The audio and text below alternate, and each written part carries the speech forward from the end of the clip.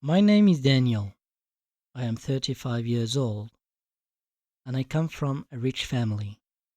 My father is a businessman. My mother doesn't work.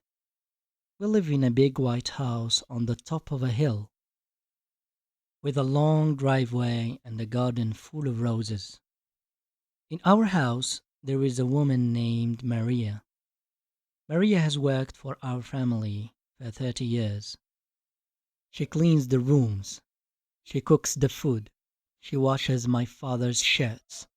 She was there when I was born, and she was there when my young sister Sophie was born. Maria is quiet. She doesn't speak much. When my parents have parties, she walks softly between the guests, carrying drinks on a silver tray. She never looks them in the eyes. She just smiles a small, polite smile and disappears back into the kitchen. For 30 years, we treated Maria like she was invisible. My father called her the maid, never Maria. My mother gave her orders without saying please.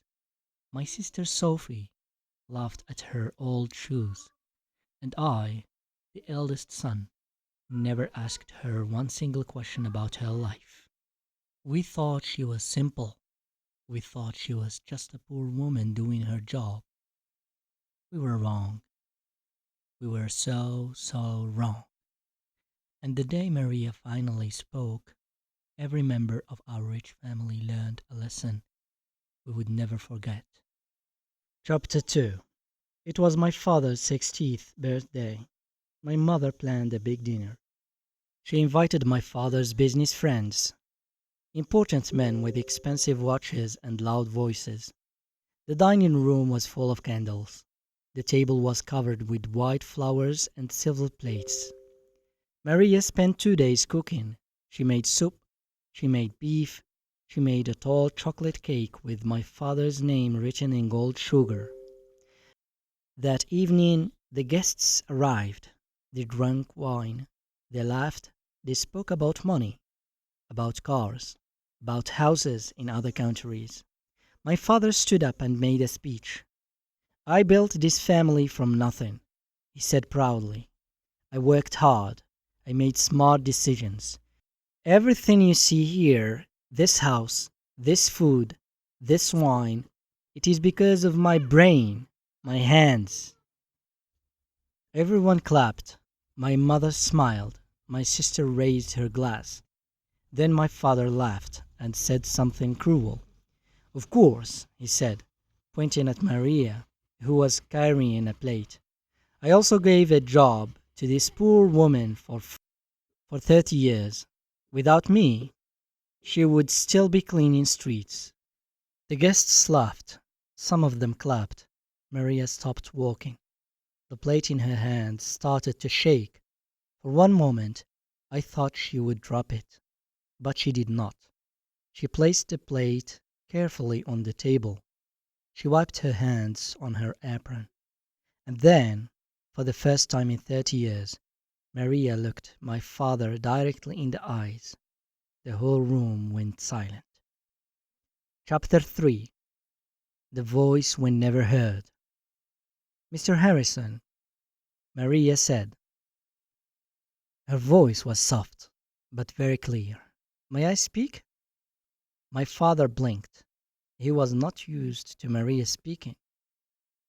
Speaking about what? He laughed nervously. Do you want a raise? The guests laughed again, but quietly this time. Maria did not laugh. She stood very straight. Her hands were no longer shaking. I have worked in this house for 30 years, she began. In all those years, I have not spoken much. I have listened. I have watched. I have served. But tonight is your birthday, and I think it is time for the truth. My mother put down her wine glass. My sister stopped smiling. I felt something cold run down my back. Maria turned slowly to look at every person at the table. You think I am poor, simple woman, she said. You think I clean your floors because I have no other choice.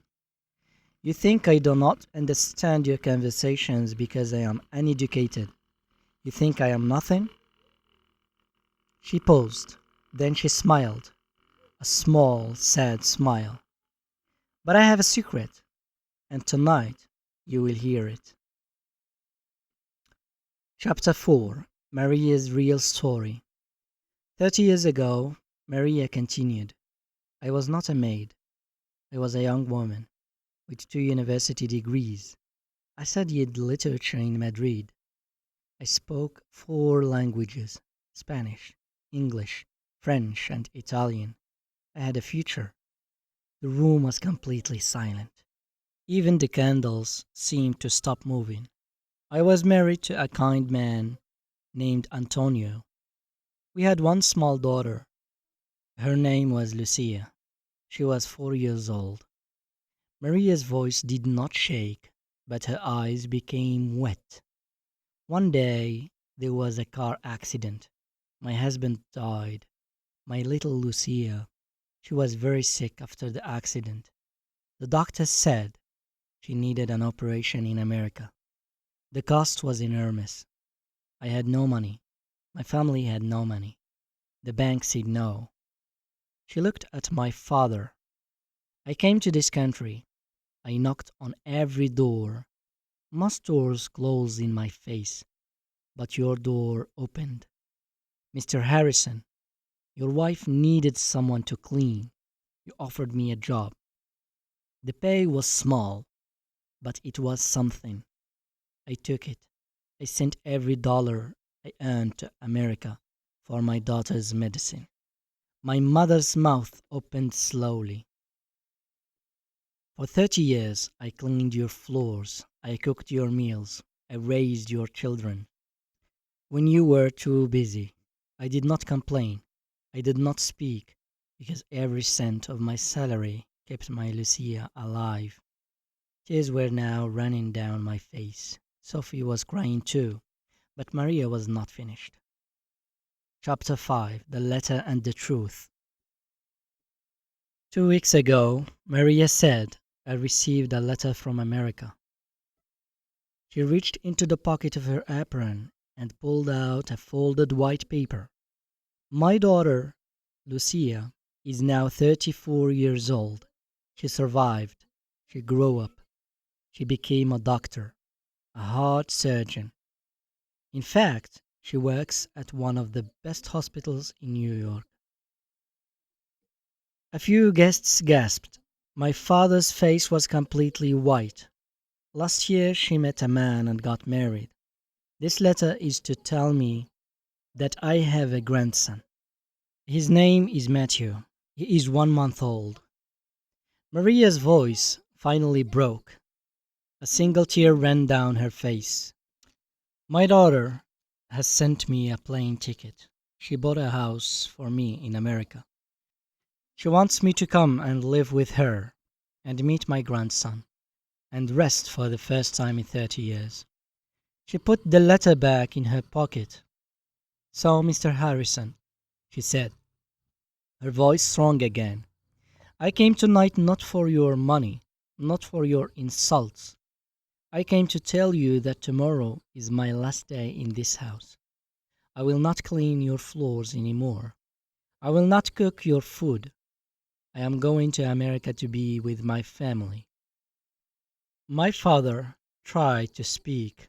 No words came out. Maria looked at him with no anger, only a quiet, tired sadness. You were right about one thing, Mr. Harrison, she said softly. You did give me a job for 30 years, and for that I thank you. But you also called me invisible. You laughed at my shoes. You never asked my name with respect. She paused. My full name is Dr. Maria Elena Vasquez. I have a PhD in literature. I could have taught at any university in Spain, but I choose to be a mother first. And I would do it all again, even cleaning your floors for another 30 years, because my daughter is alive. Chapter 6. The Lesson We Learned. The dining room was silent for a long, long moment. Then slowly one of my father's business friends, a tall man named Mr. Garcia, stood up from his chair. He looked at Maria. He bowed his head respectfully, and he started to clap. One by one the other guests stood up too. They clapped for Maria. Some of them were crying. My father did not move. He looked down at his plate, his face full of shame. My mother stood up and walked around the table. For the first time in 30 years she hugged Maria. "I am so sorry," my mother whispered. "I am so, so sorry." Maria hugged her back gently. The next morning Maria left our house. She carried only one small suitcase. My sister Sophie cried at the door. I drove Maria to the airport myself. Before she walked into the airport, Maria turned and looked at me. "Daniel," she said, "remember this. Never judge a person by their clothes. Never judge a person by their job. Every quiet person in your life carries a story you cannot see. Listen more, speak less, and always, always treat people with dignity." I hugged her. I cried like a child.